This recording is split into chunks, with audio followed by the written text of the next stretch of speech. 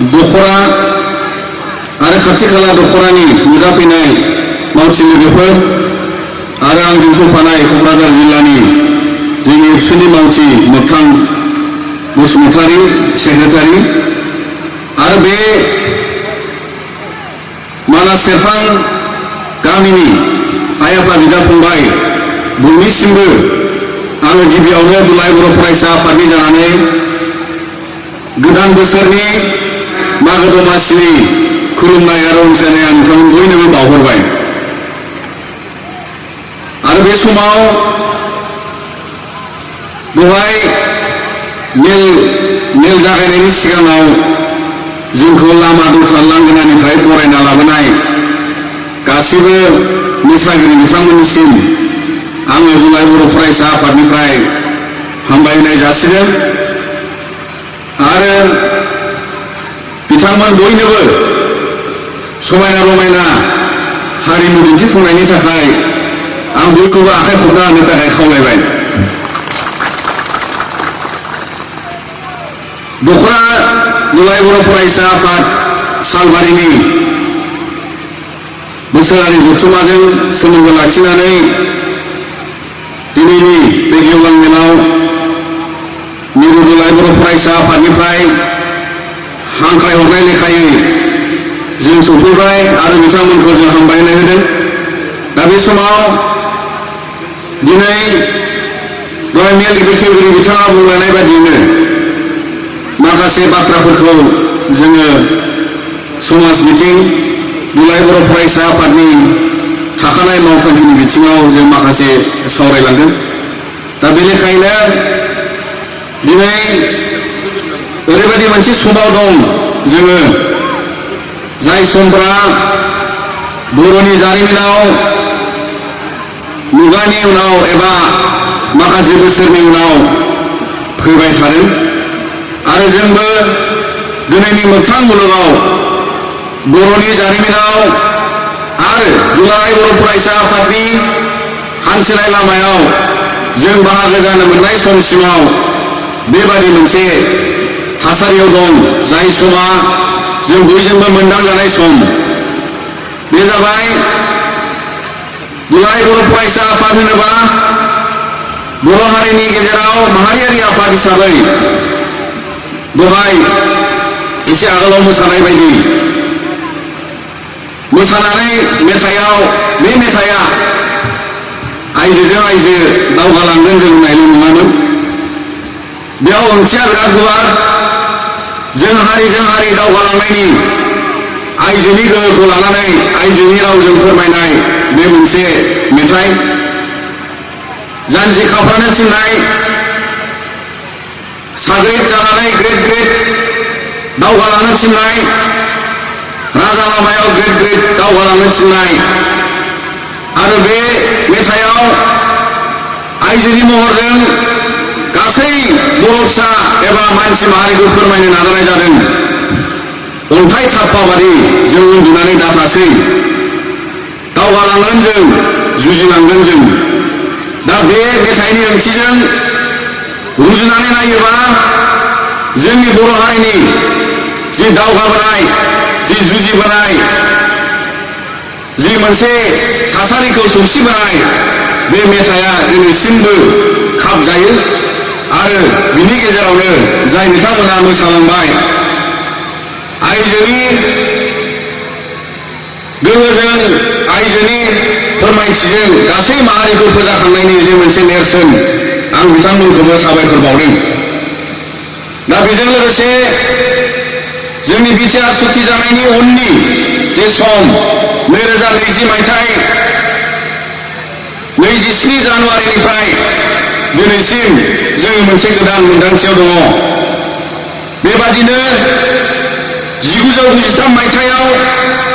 दुलाराय बर' फरायसा आफादजों आसाम सरकारजों सुक्ति जानायनि उनाव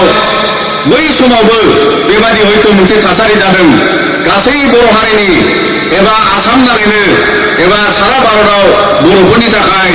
बै समाबो मोनसे जारिमिनारि मोनदांथिमोन। खोलोब खोलोब सोमावसारनाय जाबोनायनि उन 2003 मायथाइयाव फिन BTC सुक्ति जादोंमोन BLTजों बै समाबो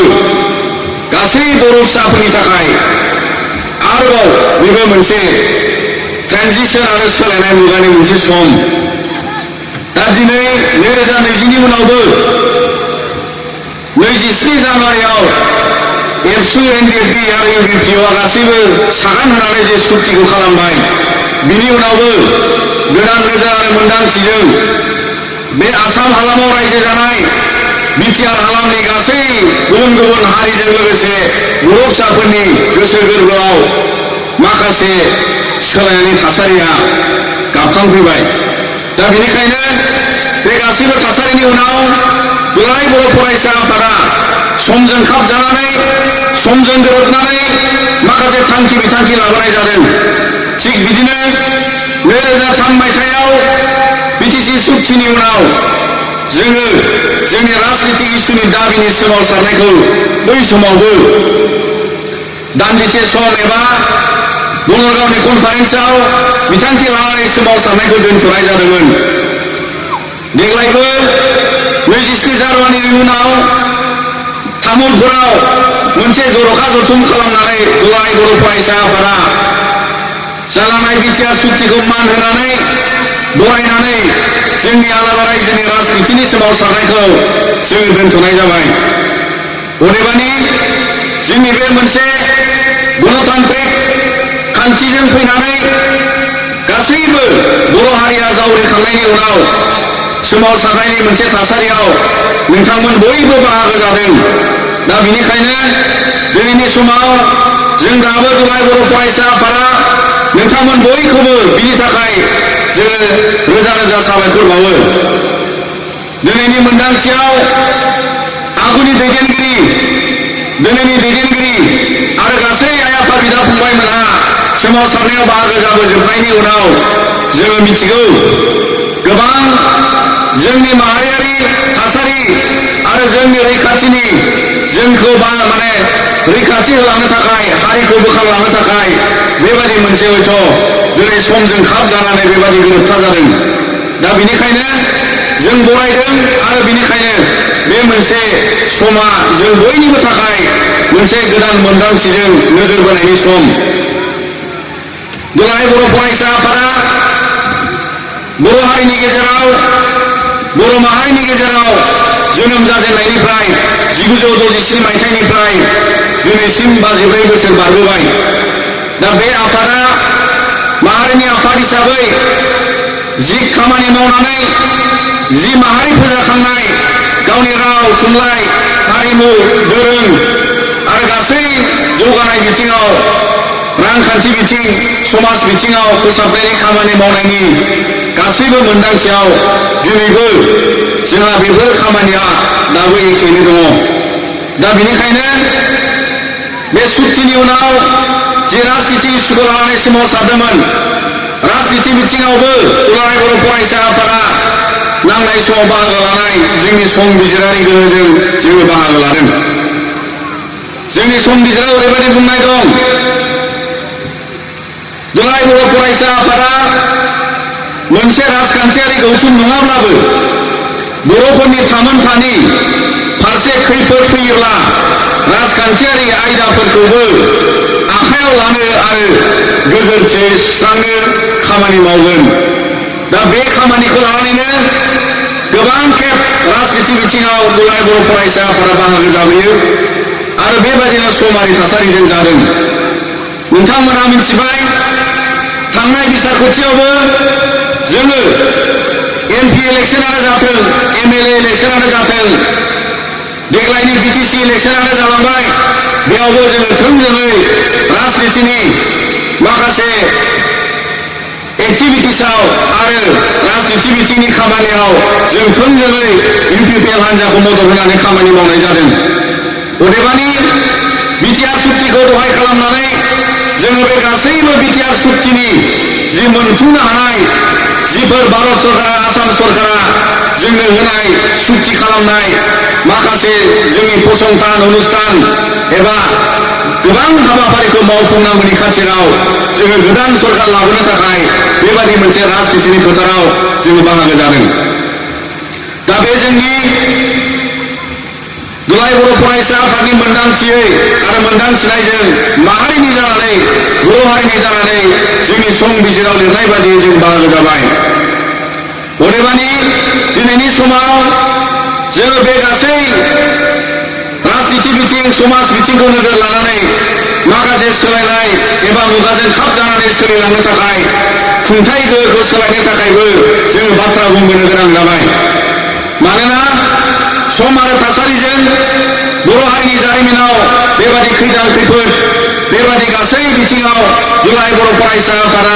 रायजोआ जाहाथे जेबो खहा जाया बेबादि थिरांथा लानो गोनां जायो। दा फैयै फैयै जोङो बेबादि मोनसे दिनै बिटिसि सरकाराव बिटिआर हालामखौ बेंनो थाखाय गोदान मोनसे सरकार जों मोननो हादों आरो बेखौबो जों गाजा गोमजायै दुलाराय बर' फरायसा आफादा बरायो। दा दिनै नोंथांमोननि सिगाङाव बे बिटिआर सुक्तिनि उननि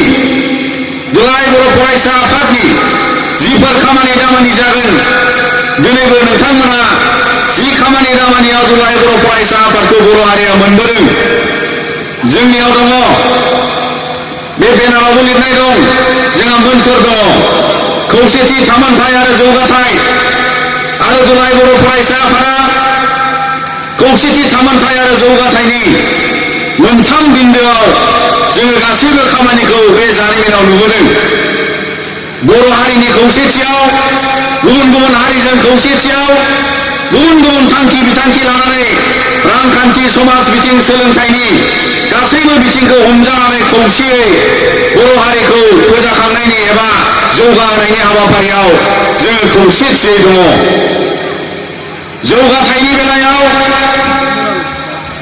जोंनि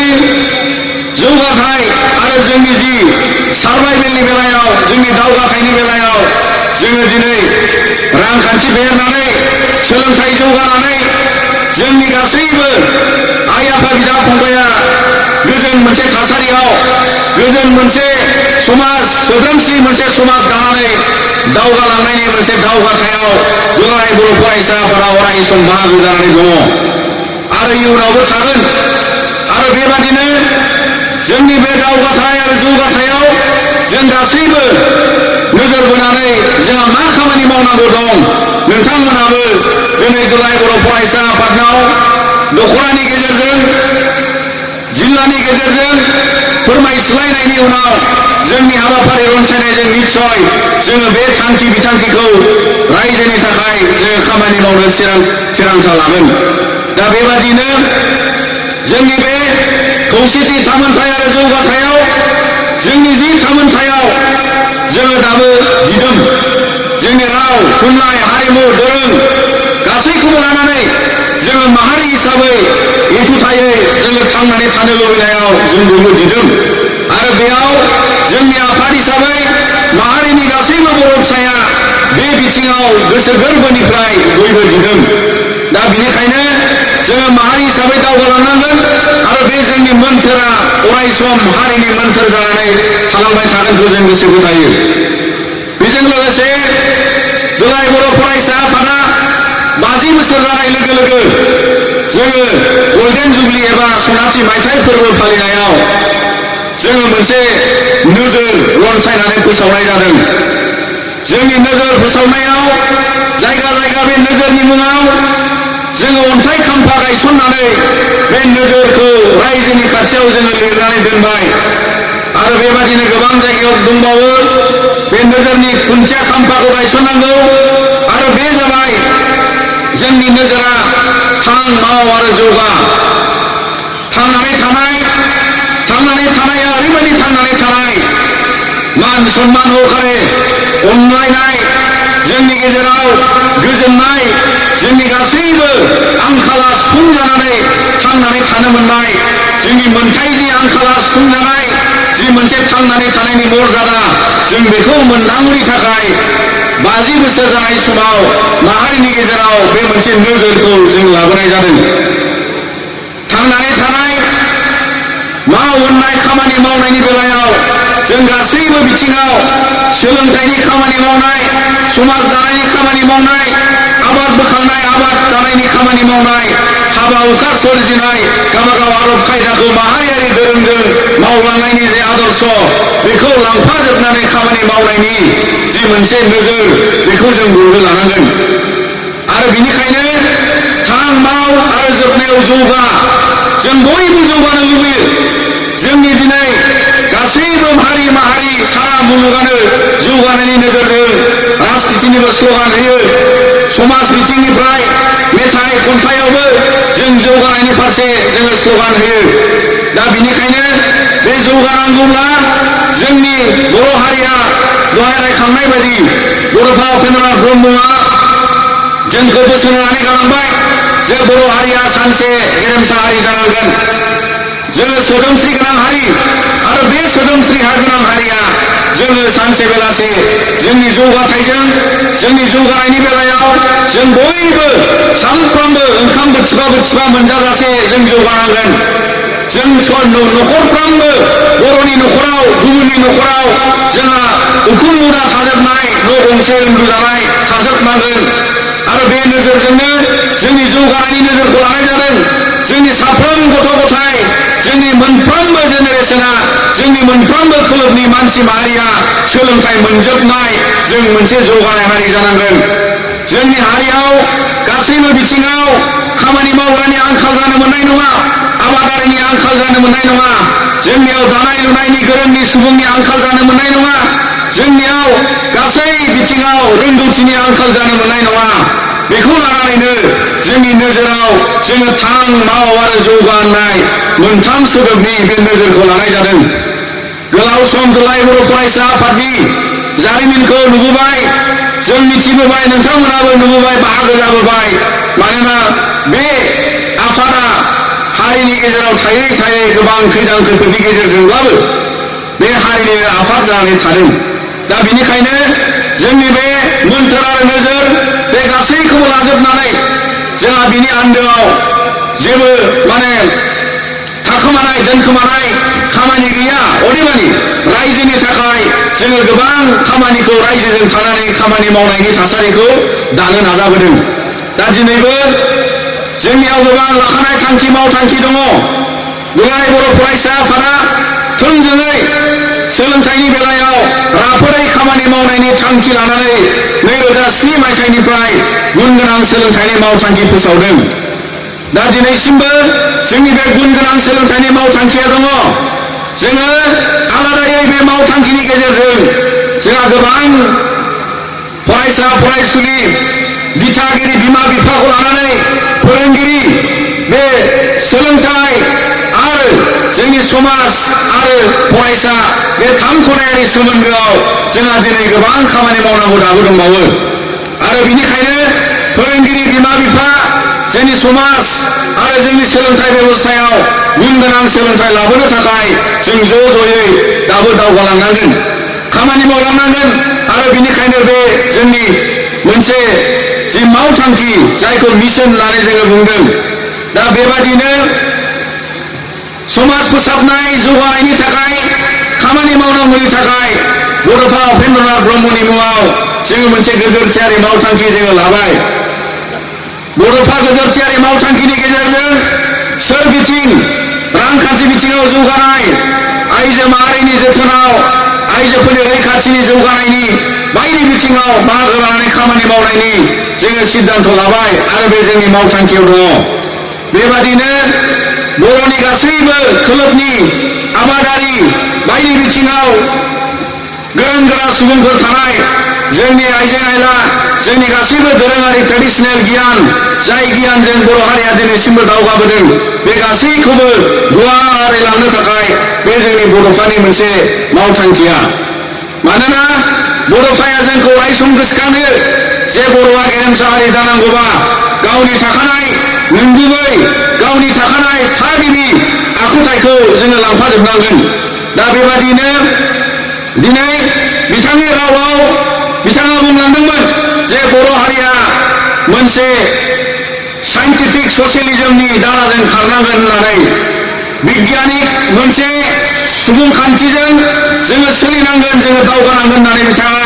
रायखांलांदोंमोन दा दिनै बर' हारिया जोबोद बिगियानिक खान्थिजों सोलिनाय मोनसे हारि। दिनै नोंथांमोना मानास हाग्रामानि सेराव मानास नेशनेल पार्कनि सेराव मोनसे सोदोमस्रि गोनां मोनसे गामि होननानै जों गोसो फोथायनो हायो। मोसानाय सोलोंनाय मुसुरनाय अभाब गैया जोंनि नुनायाव। जेनेरेशन मोनसेया उन्दै, जेनेरेशन मोनसेया हाबा जाजोबनाय बाजैमोन मादैमोन सोरबा बिनानाव समान बिथांमोना बयबो गाजा गोमजा मोसानायनि मोनसे सोदोमस्रिखौ जोंनो देखायबाय। दा बिनिखायनो दिनै जोंनि बे मोनसे बिगियानिक खान्थिजों समाज सोद्रोम दानायनि जि जोंनि हारिया थांनानै थाबोनाय, जोंनि बर' हारियाव रायजो जानायनि न'खरनिफ्राय जागायनानै जोंनो नांनाय बेसाद, जाय बेसादफोरखौ जोङो औवानि बानायो, जाय बेसादखौ जोङो दिनै खुन्दुं थुननानै इन्दि खुन्दुङानो जाथों, दिनैनि हाथाय बाजारनि खुन्दुंजों जाथों, जोंनि जि जोम दानाय आगर आखाइ एरनाय बे गासैबो सोदोमस्रिया, बे गासैबो बिगियानिक खान्थिजों जोङो दिनै बर' हारिया मोनफुंनो हानाय मोनसे क्षमताया जोंनि आइ आफा बिदा फंबाय आरो जोंनि बिब'फोरनि, जोंनि बिमाफोरनियाव बियो दिनैबो गोथाङै दङ। स्कुल कलेजाव थाङाखैमोन, इउनिभार्सिटियाव थाङाखैमोन, अदेबानि बिथांमोना आगर एरनो रोंदों, आगर एरनो रोंगौ, ग्राफ खाथायाव आगर दाननो रोंगौ। बेजों लोगोसे जेखाइ खबाइ बायदि आइजें आइला हेबनानै जोंनि न'आव नांबाय थानाय जि मोनसे आइजेंफोर बेखौ जोंनो बानायनानै लानायनि क्षमता एबा गियाना जोंनि बर' फिसाफोरनाव दंजोबो। दा बेखौ लानानै जोङो बेसेबां जौगानो हादों, बेखौ लांफानानै जोंनि हारिनि सोदोमस्रिखौ जोङो बेसेबां गोजोरै दोननो हादों। दा बिनि सायावबो जों सानफिननानै बेफोर गासैखौबो दिनैनि मुलुगाव थांनानै थानायनि बेलायाव बे साइन्टिफिक आरो बेबादि मोनसे बिगियानिक खान्थिया जोंनि हारिनाव खिन्थु थागिबि मोनसे आखुथाय। दा बे थागिबि आखुथाय आरो जोंनि मोनसे स्किल होननानै बुङो, जोंनि मोनसे आदब, जाय आदबखौ दिनै जोङो लांफाथारनांगोन आरो बे आदबफ्रासो जोंखौ सारा मुलुगाव सिनायथि होगोन जे नैबे आदबा बर' फिसाफोरनि, नैबे आदबा बर'फोरनाव दङ, नैबे आदब आदर्शआ बर' जाथिनि होननानै जोङो दिनै मुलुगाव मिथिजानांगोन। दा दिनै गोबां स्कलारफ्रा बुंदों आरो सासे मुरली मन'हर जशि, जाय बिथाङा बारग' एमपिमोन, बिथाङा जेब्ला जोङो बिथांखौ जोंनि बर' थुनलाइ आफादनि जोनोम सान फालिनायाव दिल्लीयाव जों आलासि लिंदोंमोन, एबसुखौ बुंदों जे नोंथांमोना खामानि मावनांगोन जे बर' हारिनि थागिबि आखुथायखौ लानानै दिनै सारा मुलुगाव प्रम'सन खालामनांगोन। प्रम'सन खालामनांगोनबा जोंनि जेसेबां लकेल टेक्न'लजि दङ, जोंनि जि दानाय, आगर आखाइ एरनाय, जोंनि गासैबो आइजें आइला हेबनाय, बे जोंनि लकेल टेक्न'लजि। मबाइलनि सिगां बे जोंनि टेक्न'लजि, जोंनि टिभि रेडिअनि सिगां जोंनि दानाय लुनायनि टेक्न'लजिया जोंजों दंजोबखायो। अदेबानि दिनैनि मुलुग इउनिभार्सिटियाव, मुलुग सोलोंसालियाव, कलेजाव जेरावखि जाया जायगा मोननायनि सिगां बे टेक्न'लजिया जोंनाव दंखायो। नाथाय दिनै बे टेक्न'लजिखौ इउनिभार्सिटियाव होबानो, CITआव होनाय लोगो लोगो, फुड प्रसेसिंआव लांनाय लोगो लोगो जोंनि जानाय लोंनायनि जे जोंनि रोंगौथि, नाफामनि होन, गुबुन आयदानि नारजिनि होन, अनलानि होन, बे गासैबो बिथिङाव फुड प्रसेसिंनि जे मोनसे टेक्न'लजि, बे टेक्न'लजिफ्रा दिनै खिन्थु मुलुग दरबाराव जायगा मोननो हमबाय। आरो बेखौ मुलुग दरबाराव जायगा लांनोबा सोलोंथाइनि महर होनानै जों लांनांगोन होननानै मुरली मन'हर जशिआ बुंदों। आरो नंखायनो दिनै बड'लेण्ड इउनिभार्सिटियाव मोनसे दङ डिप्ल'मा, बेम्बु टेक्न'लजिनि डिप्ल'मा, जाय टेक्न'लजिया जेबो नङा, अदेबानि जोंनि गामियाव जाय गोरों, कलेज हाबै, स्कुलाव थाङै, बे हेबनायखौनो इउनिभार्सिटियाव फोरोंनाय जायो नोंथांमोन। आरो बिनिखायनो दिनै जोंनि बे टेक्न'लजिया मुलुगाव दिनै सोलोंथाइयाव जायगा मोनगासिनो दङ। आरो फैबाय थानाय समाव जोंनि गासैबो माहारियारि जे रोंगौथि, बेयो सोलोंथाइनि मोनसे बाहागोआव गासैबो जायगा मोनजोबगोन। जोंनि गोदान आयेन, सोलोंथाइ आयेना फैयोब्ला निउ एजुकेशन पलिसिया फैयोब्ला बे गासैबो दोरोङारि खान्थिया ट्रेडिशनेल नलेजआ इन्डिजिनियास नलेजआ जोंनि आखुथाया जोंनि आदबा सोलोंथायाव जायगा मोनगोन आरो बे जि दानाय आगर आखाइ एरनाया दिनै जाय बिथांमोना कलेज इउनिभार्सिटियाव थाङालासिनो स्कुलाव थाङालासिनो बे रोंगौथिखौ मोनदों बिथांमोननियाव रोंब्लाबो सार्टिफिकेट थानाय जाया दा बिनिखायनो सार्टिफिकेट गैयैखाय जोंनि स्किलखौ जोङो सार्टिफाइ खालामनानै बबेबा फसंथानाव बबेबा हेन्डलुम इन्डास्ट्रियाव बबेबा हेन्डलुम सेक्टराव जोङो दिनै फोरोंगिरि जानो नागिरबाबो जोङो देखायनो हाया दा बेखौ मोनफुंनो थाखाय सोलोंथायाव मर्यादा मोननो थाखाय दिनैनि बे सोलोंथाइ आयेना बे गासैबो खाबुखौ सोनायनि मोनसे सुजुगखौ होदों दा बिनिखायनो बेफोर खायदा आरो बेफोर बुद्धिखौ सोलोंथायाव जुदि जों लानो हायोब्ला जोंनि गासैबो आदबा सोलोंथायाव जायगा मोनोब्ला जों बयबो रोंगौथिनि सार्टिफिकेट लानानै गावबा गावनि स्किलखौ जोङो माने फोथांनानै दोननो हागोन दा दिनै बेफोर गासैबो जोंनि नांनाय जि हारि माहारि हिसाबै सोदोमस्रि गोनाङै गेरेमसा हारि दानांगौब्ला जोंनो बे गासैबो जोंनि थागिबि आदब आरो बुद्धि आरो खायदाखौ जोङो नांजोबगोन दा बेनिखायनो दुलाराय बर' फरायसा आफादा अरायसम बे बिथिङावबो नोजोर लाखिनानै जोङो हागौ हाया गोबां खेब बेबादि माखासे ट्रेनिंनि बेबस्था खालामनाय गुबुन गुबुन बिथिङाव खामानि मावनो नाजानाय जोङो नाजाबोदों नाथाय जोंनो गोबां मदद नांगोन जे गोरों गोरानि मदद नांगौ आरो बेबादिनो गोबां समाव जोङो बेखौहाय रायजो राजा आइ आफा बिदा फंबायनि गेजेरनिफ्राय बेबादि सांग्रांथिया जोंनाव फैनांगोन दा दिनै जोङो बेबादि मोनसे बड'फानि बोसोनाव नेरसोनाव बिगियानिक खान्थिजों रायजो जानाय हारि हिसाबै जों बे बिथिंखौ जोथोन लाथारनांगोन दा दिनैनि गेजेराव जोंनि बे दुलाराय बर' फरायसा आफादनि मावथांखिनि गेजेरजों जों जेसेखि हाया मानो मावलांनायनि बेबस्थाया दुलाराय बर' फरायसा आफादा रायजोजों थानानै बेखौ नाजालांगोन नाथाय जों बयहाबो बिबान थानांगोन दिनै जोंनियाव रांखान्थि बेबस्थाखौ थिग खालामनो थाखाय जोंनियाव सोलोंथाइ बेबस्थाखौ थिग खालामनो थाखाय फैबाय थानाय समाव जोङो माखासे सुबिदा आरो सुजुगखौ जोङो मोनगोन मानोना बिटिआर एकर्डनि गेजेरजों जाय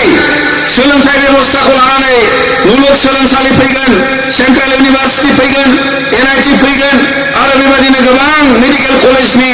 आरो बायदि फसंथान जोंनि ओनसोलाव फैगोन बेजों लोगोसे नोंथांमोननि बादियाव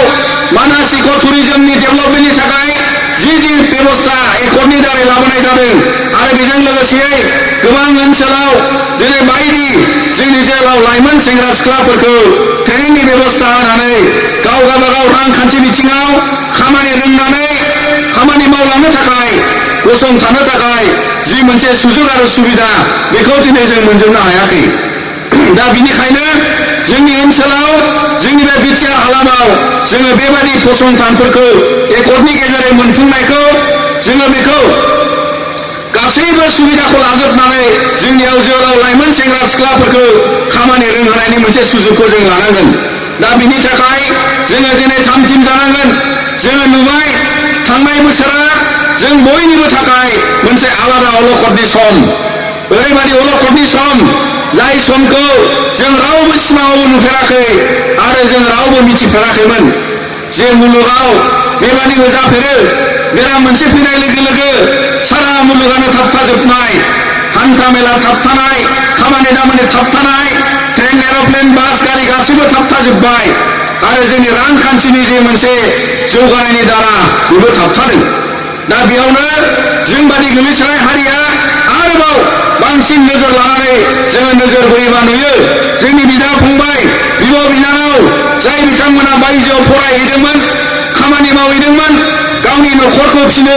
खामानि सोलोंनो खामानि रोंनो लाब लाब न'आव फैफिनजोबनो गोनां जाबाय बेनि उनाव जों नुबाय जे जोंनि सुबुङा जोंनि बर' फिसायानो जाथों गुबुननि फिसायानो जाथों जे जोंनि ओनसोलाव मानि आंखाल दङ जोंनाव गोबां आंखालबो थानो हानाय जोंनाव गोबां सुजुग सुबिदा गैया जानो हानाय जों गासैखौबो बांसिनै जों मोनदांनो हाबाय नाथायबा जोंनियाव खामानि मावनो सोलोंनो गोसो जानाय खामानि रोंनो गोसो जानाय खामानि लानो गोसो जानाय मावनो गोसो गुदुंनि सुबुंनि आंखाल गैया दा बेनिखायनो दिनै जोंनियाव बे गासैबो सुबुं दोनखौ लानानै जोंनि हालामाव जों जेसेबां आबाद बिथिङावनो जाथों गुबुन गुबुन गुबुन बिथिङावनो जाथों जोंनि खामानिनि सुजुगखौ जोङो दिनै जोंनि ओनसोलाव बानायनानै होनो थाखाय जोंहा दा बेनिखायनो बे एकर्डनि गेजेरजों जायखिजाया बे गासैबो फसंथानखौ जोंनि बिटिआर ओनसोलाव जेराव जेराव फसंनांगौ बे गासैबो बिथिङाव नोजोर लानानै दिनैनि बिटिआरनि सरकारानो जाथों आरोबाव आसाम सरकार भारत सरकार गासैबो दुलाराय बर' फरायसा आफादा नोजोर बोनानै जों बेखौ गासैखौबो खामानि मावनायाव जों मदद खालामलांगोन दा बेनिखायनो बेबादि मोनसे अलखद बारबोबाय जाय अलखदखौ जों सानफेराखैमोन दा जों बयनिबो थाखाय बेयो मोनसे गोदान मोनदांथि आरो दिनै बिनि उनाव सारा मुलुगाव लासै लासै स्कुल कलेज खुलिबाय जोंनाबो खुलिनो हमबाय आरो जोंनियाबो जोंबादि हारिनि सिङाव दिनै गथ' गथाया जोंनिया स्कुल कलेज बन्द जानायनि उनाव लेखा फराया बिराद हाद्रि बाफबजोबना थाबाय बिजाबा हाद्रि बाफबबाय लेखा फरायनो नागिरला स्कुलाव थांनाया एखेबारे मुग्रु मुथु सिखारनो नागिरला बेबादि मोनसे थासारि जोङो दिनै मोनफैदों दा बेयाव जों दुलाराय बर' फरायसा आफादा नोजोर बोदों जे जों गासैबो समाजनि बिमा बिफा दिथागिरि बिदा फंबाय सोलोंथाइनि जोथोनाव जोङो देग्लाय बोसोराव आलादायै जोथोन लानांगोन मानोना जोंहा गिनाय दं फैबाय थानाय मेट्रिक आनजादाव बेसेबां फरायसाया मेट्रिक उथ्रिसार जागोन सोलिबाय थानाय क्लास 8 आरो 9 7 6 बेसेबां फरायसाया स्कुलाव फैफिनदों बेसेबां फरायसाया स्कुलखौनो ज्राब गारगोन बिनि जोंहा जोबोद गिनाय दङ मानोना बेबादि मोनसे थासारि फैयोब्ला बयनिबो जाथिनि गेजेराव बयनिबो गेजेराव बेयो बिराद गिदिर मोनसे अलखद जाय अलखदखौ सौसिनानै फैनायनि उनाव दिनै सोलोंथाइया गोदान मोनसे बेबस्थायाव दिनै जानो थांगासिनो दङ दा बेनिखायनो नोंथांमोना गावनि गामियाव गावनि न' खाथियाव गावनि न'खराव गासैबो फरायसा फरायसुलि जाय बिथांमोना दिनै स्कुल कलेजाव हाबगासिनो दङ जों बयखौबो ज' ज'यै थुलुंगानाय होनांगोन जाहाथे बिथांमोननि सोलोंथाइया खुनु खरथाय आद्रा जानो मोना मानोना जोंबादि हारिनि गेजेराव द्रप आउट एबा स्कुल नागारनाया खम नङा दाबो बिराद संख्यायाव दङ दा बेखौ दिनै जोङो लांनो थाखाय जोबोद नाजानांगोन दाखालि सेबानि चेयारमेना जों रायलायनायाव मोनसे बिदिन्थि खिन्थादों बेयो फोरमायबाय क्लास 9 आव जेब्ला हाबो अब्ला जोंनि बे बाक्सा जिल्ला चिरां जिल्ला उदालगुरि जिल्ला क'क्राझार जिल्ला बे मोनब्रै जिल्लाखौल' लायोब्लाबो क्लास 9 आव जेब्ला रेजिस्टार जायो अब्ला फरायसाया हमनानै लादो 50,000 रेजिस्टार जाबाय बर' मिडियाम एसामिस मिडियाम गासिबो मिडियाम बे मोनब्रै जिल्लायाव क्लास 9 आव 50,000 रेजिस्टार जाबाय देग्लाय फैगोन बोसोराव बिसोरो 10 आव थांगोन फैगोन बोसोराव 10 जानाय लोगो लोगो मेट्रिक आनजाद होगोन जेब्ला मेट्रिक आनजाद हैनाय समाव रेजिस्टार जाफिनो अब्ला नुयो 50,000 गैला 35,000 थायो 15,000 मा थांखो 15,000 फरायसाया मा थांखो 50,000निफ्राय जुदि 35,000 रेजिस्टार जायोबा 10 आव अब्ला साननो गोनां दं जोंहा दा नंखायनो बुंदों जे बबेबा थाखोआव बबेबा समाव बबेबा जायगायाव जोंनि फरायसाफ्रा सोलोंथायाव दाबो जों दावगानो हायाखै मानो क्लास 9 आव रेजिस्टार जाखांनायनि उनाव 10 आव मानो थांदिया बेखौ नागिरनांगोन जों संनांगोन जों नागिरनांसिगोन जों संनांसिगोन क्लास 9 फरायखांनाय गथ'आ मा थांखो स्कुलखौ मानो नागारखो ना बाहाबा माने गुबुन स्कुलाव थांदोंब्लाबोथ' रेजिस्टार जागौमोन 10 आव जायाखै दा बेनिखायनो बेबादि एफा बुरजा फरायसाया जुदि बोसोरे बोसोरे खम जालाङोबा बेयो जोंनि आसाम एबा बड'लेण्डनि थाखायबो मोजां जानाय नङा दा बेनिखायनो दिनै जोङो बे नोजोर लानांगोन देग्लायनि बे लकडाउननि उननि बोसोरनि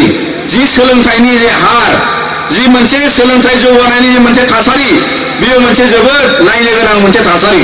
दा बेनिखायनो नोंथांमोन बयखौबो खावलायबाय जाहाथे बे फारसे जों बयबो जोथोन लायो दा दिनै बिनि अनगायै बे गासैबो बिथिंखौ लाखिजोबनो थाखाय जों बयबो साखाफारा जानांगोन जाहाथे जोंनियाव बेबादि मोनसे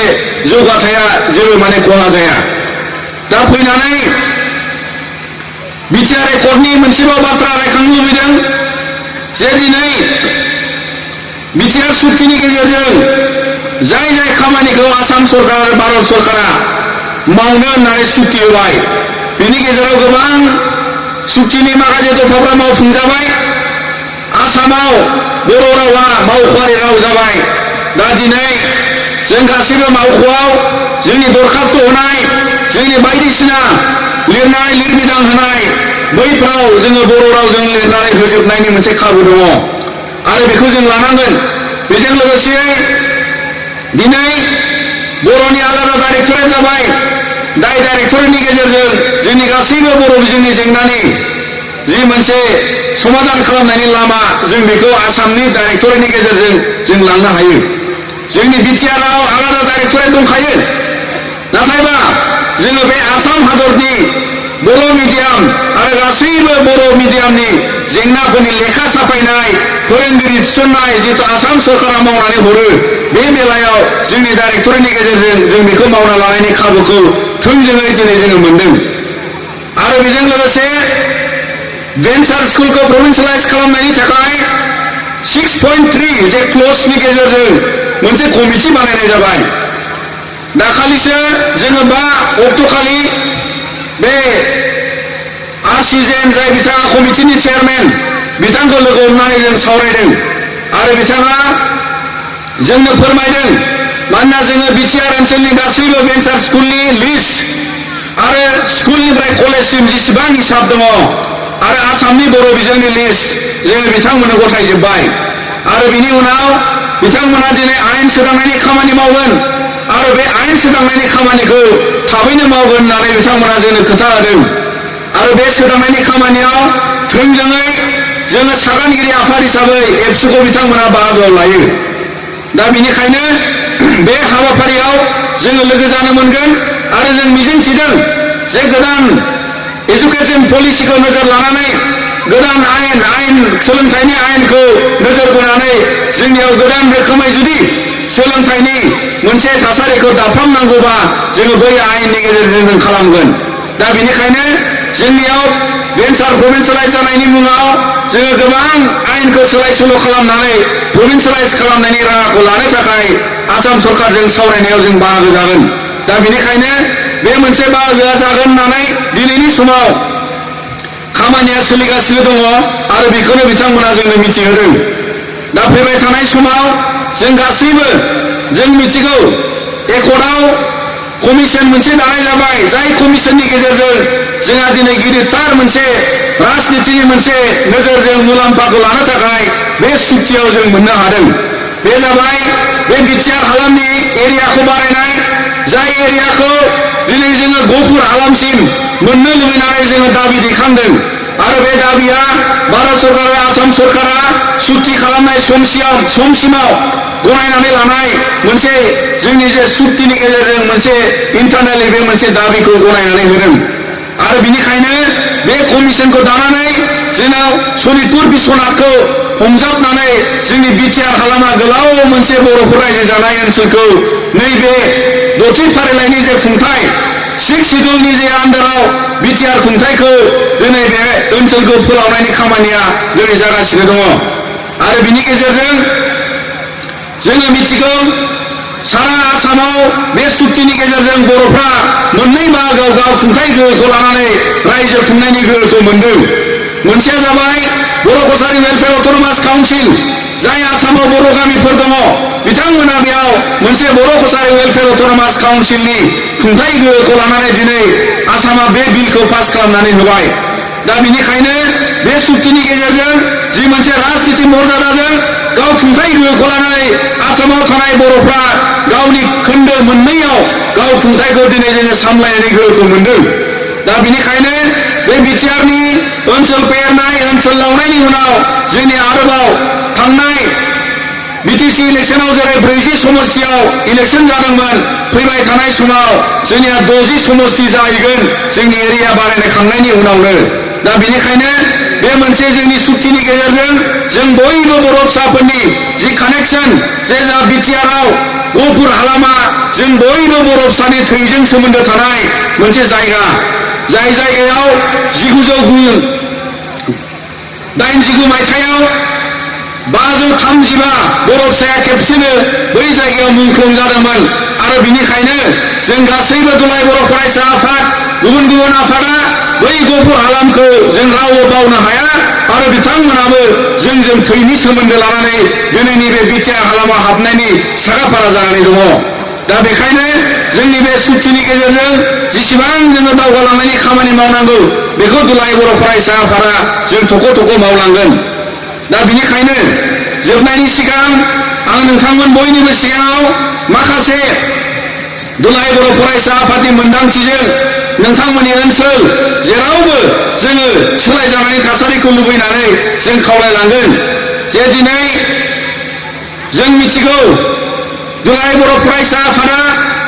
बाक्सा जिल्लायावल' नङा चिराङावल' नङा गुबुन गुबुन जिल्लायाव जोङो दिनै मिथिगौ जे जोंहा जौ जुवा होबथानो थाङोबा जोंनिफ्रा माने जोहोलाव सेंग्राफ्रा आनसलिकनिफ्रा माने दोलालायनाय बुजानानै हरो। दा दिनै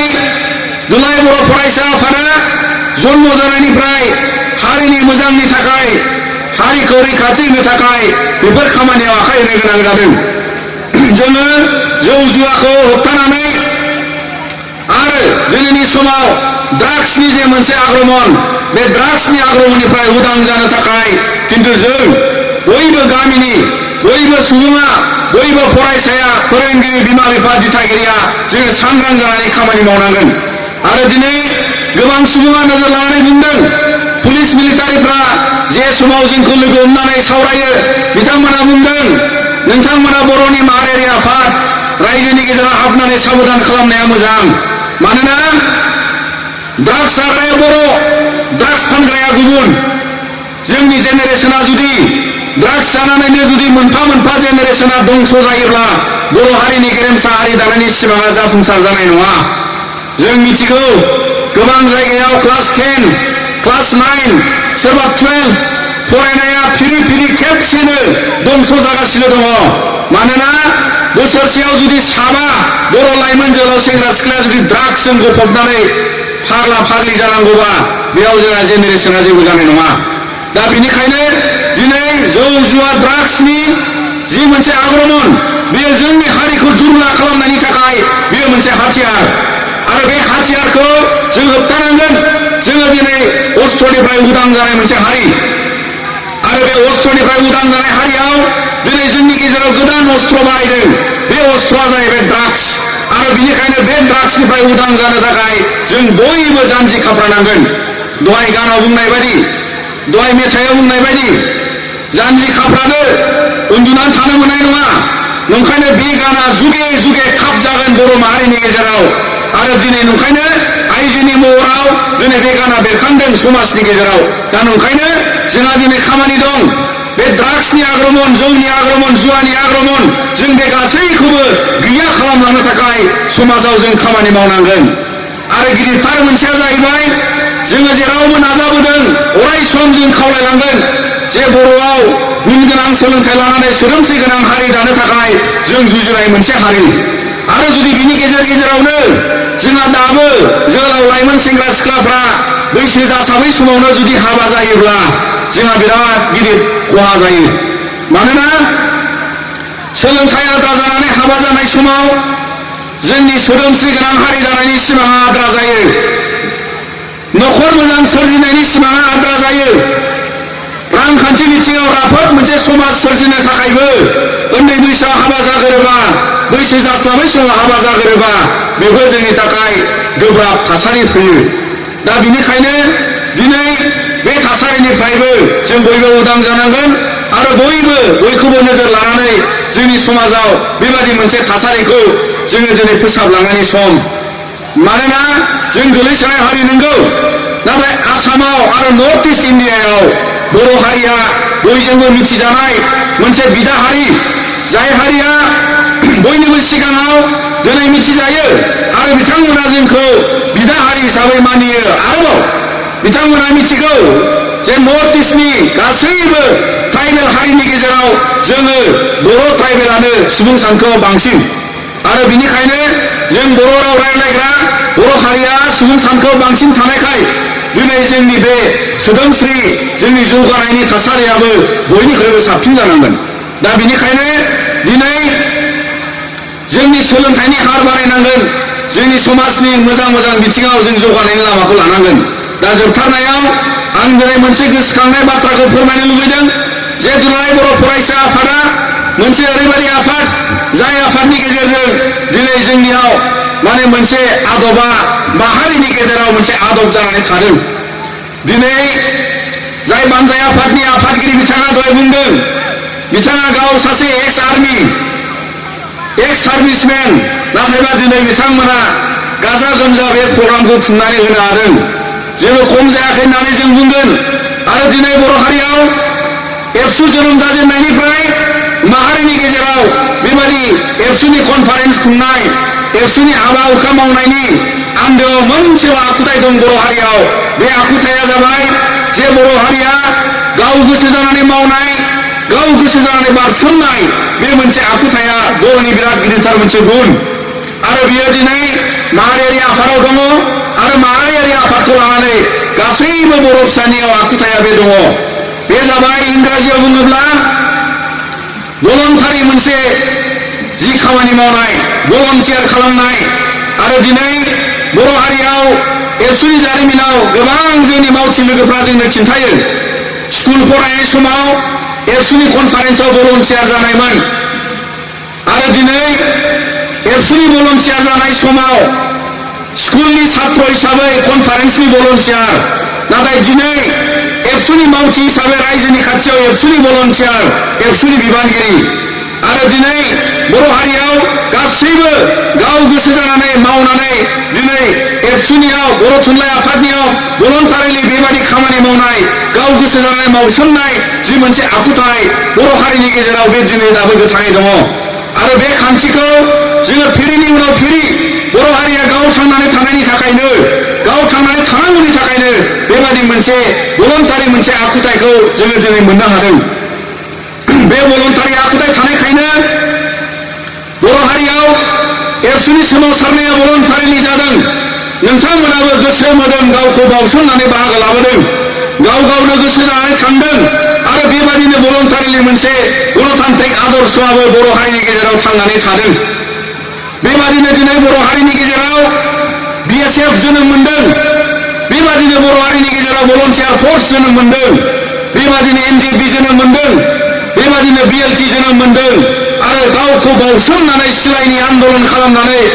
गिथाव बाथाव दावहायावबो बर' फिसाफ्रा भलन्टारिलि बे आखुथायनि थाखायनो ओंखारलांनो हादों। आरो दिनै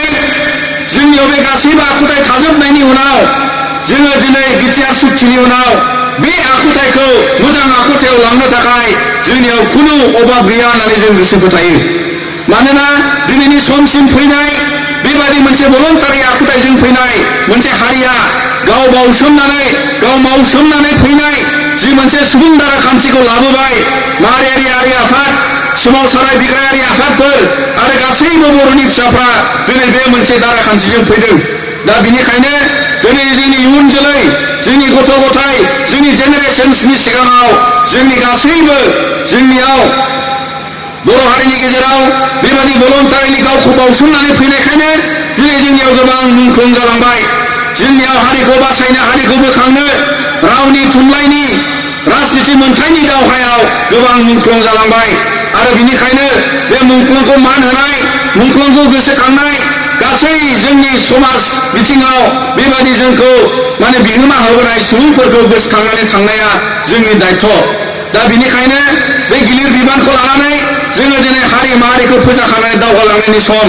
दा बिनि उनाव जोंहा दिनै गासैबो ज' जानानै जोङो समाज दाफ्रामनायनि खामानिखौ दुलाराय बर' फरायसा आफाद हिसाबै जों अराय सम मावलांनायखौ मोनगोन। आरो जों अराय सम मिजिंथियो जे बे आफादा समाज दाफ्रामनायनि खामानिखौ अराय सम हाबसोमनानै मावबाय थागोन। इंराजियाव बुंगोन ससियेल कनस्ट्राक्शन। जोङो ससियेल कनस्ट्राक्शननि खामानि मावो जाय समाजखौ दाफ्लांनो थाखाय समाज दानो थाखाय गासैबो आयदाफारि लानानै दिनै जोङो खामानि मावनायनि गेजेराव नोंथांमोननि बयनिबो मददजों नोंथांमोन बयनिबो अनसायनायजों बे खामानिफ्रा दिनै जादों आरो बिनिखायनो बेबादि मोनसे जथुमनाय बेबादि मोनसे सावरायनाय बेबादि मोनसे लोगो हमलायनाय समाजनि गेजेराव गामिनि गेजेराव जोङो बेबादि ज' मेल मिटिं खुंनानै सावरायलायनाय लिंथुमनानै ज' जालायनाय आखुथायाबो बे भलन्टारि मोनसे आखुथाय थानायखायसो जादों नङाबा जानाय नङामोन गुबुन गुबुन हारिनि गेजेराव गोबां हारिनि गेजेराव बेबादि गैया लिंबाबो फैनाय नङा ओरैनो फैनाय नङा दिनै नोंथांमोन बयबो सालबारि दख'रानि सिङाव थानाय खाथिनि नैबे माने नारा सेरफां गामि सेरनि गामिनि नोंथांमोन बयबो लिंनाय लेखायैनो गोसो जानानै बे मेलाव फैदों दा बिनिखायनो जोङो मिजिंथियो गोसो फोथायो जे बे मोनसे दाराखान्थिजोंनो जोङो हारि दानायखौ निस्सय जोङो बयबो साखाफारा जानानै मावफुंजोबनो हागोन दा बे समाव जोबथारनायाव आङो सालबारि दख'रा दुलाय बर' फरायसा आफादखौ दुलाय बर' फरायसा आफादनि जानानै हामबायनाय होबाय आरो जाय बिथांमोना दिनैनिफ्राय नोंथांमोना गोदान बिबान लानानै खामानि मोनबाय आरो जाहाथे दुलाय बर' फरायसा आफादनि गासैबो संबिजिरारि जि थांखि बिथांखि जि नोजोर आरो जोंनि जि मोन्थोर बे गासैखौबो लानानै बर' रायजोनि एबा बर' माहारिनि आरो गुबुन गुबुन माहारिनि गेजेराव अनसायजानाय मोजां मोनजानाय खामानि मावनो हागोन होननानै जों मिजिंथिदों दा आं बेखिनि बाथ्राखौनो बुंबाय आरो जोबथारनायाव नोंथांमोन बयबो बे मानास सेरफां गामिनि आरो गुबुन गुबुन गामिनि जाय नोंथांमोना दिनै जोंजों बे समखौ होफैबाय आं नोंथांमोन बयखौबो साबायखर बावबाय आरो मिजिंथिदों बे ओनसोलाव गोबां नोंथांमोननि जे मोनसे गुबुन गुबुन माने जेंना एबा नोंथांमोननि ओनसोलाव दख'राजों लोगोसे नोंथांमोना ज'यै खामानि मावनानै मोनसे सोदोमस्रि गोनां हारिखौ जोङो बोखांलांनो हागोन आरो बेबायदिनो जों ज'यै दावगालांगोन आं बेखिनि समाव नोंथांमोन बयखौबो फिन आरो रिसेपसन कमिटिखौ बानजाय आफादखौ आं दुलाय बर' फरायसा आफादनि जानानै हामबायनाय होदों आरो बेखिनि समाव नोंथांमोन बयनिसिमबो फिन बेलासिनि अनसायनाय बावनानै आंनि बिबुंथिखौ एसेयावनो फोजोबबाय गोजोन्थों।